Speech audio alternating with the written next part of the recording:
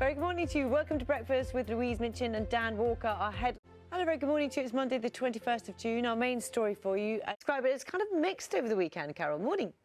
Absolutely, Carol. See you a little bit later. Thank you.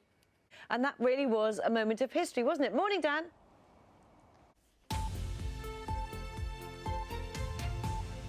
Very good morning to you, watching Breakfast with me, Louise Minchin, in the studio, and Dan's allowed, because Dan's not here, you're allowed in the studio. I know. Isn't that nice? Gosh, it's been a long time. It's 15 months since I sat here. It all feels very strange, but really, really nice. Hello. Hi. I'm not over there anymore.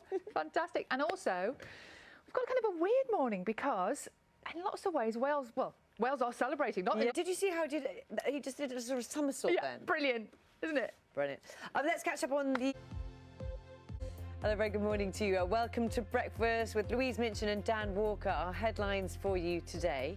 Very good morning to you. It's a Monday, the 21st of June. Our top story for you, and senior health leaders say the government must start planning now for COVID booster jabs due to be given in the autumn. They say there are questions to be asked about combining the COVID and flu vaccination programmes and warn the window for planning is limited. It comes in. Really noticed this morning, it's summer solstice and it was so light, so early too. Morning.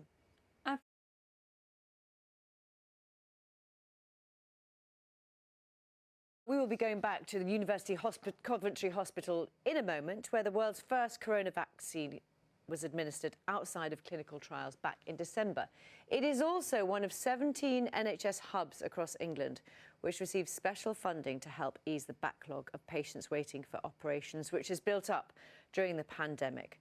The latest figures from the NHS England show that more than 5 million people were waiting to start treatment at the end of April of this year. That is the highest number since comparable figures started being recorded in 2007.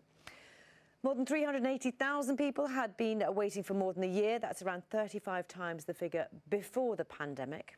And more than 2,500 patients had been waiting at least 2 years for planned operations. Hernia operations and orthopaedic treatment were among the procedures with the longest wait times. So Dan is going to talk about that. He is all the...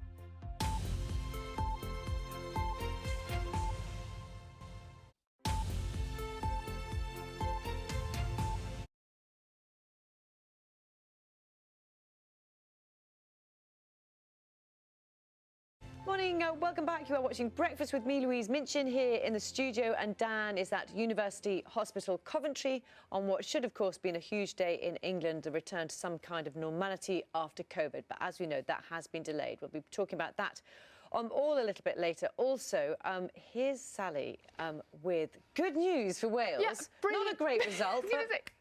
Brilliant news of a defeat. Yeah. All celebrating a defeat this morning. Isn't it brilliant? Yeah. Wales have made it through to the last 6.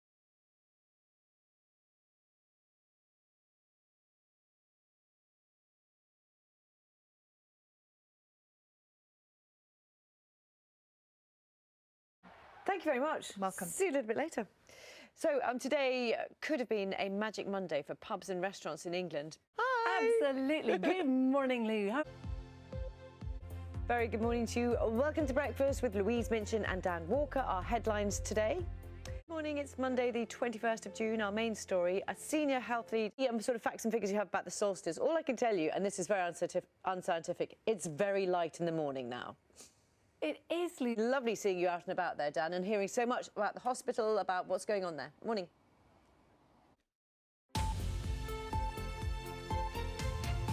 Morning, welcome back. You are watching Breakfast with me, Louise Minchin, here in the studio. Dan is talking to the woman who got it as well. A very good morning to you, Dan. So much to talk about. Yeah, good morning, Louise. We celebrate defeat, is it, with such kind of enthusiasm? Much. You really get a sense of it, don't you? So when we come back, we'll be rejoining Dan in Coventry, and we'll also be hearing from the city's NHS hospital choir. But first, a last look at the news, the travel, the weather, wherever you are.